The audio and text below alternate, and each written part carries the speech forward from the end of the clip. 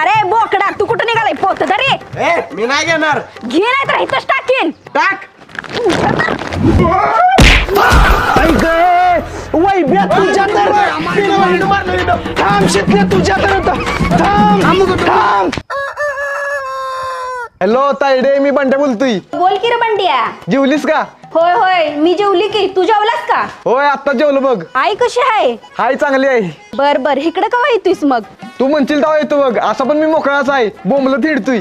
ये मग उद्या. बरोबर.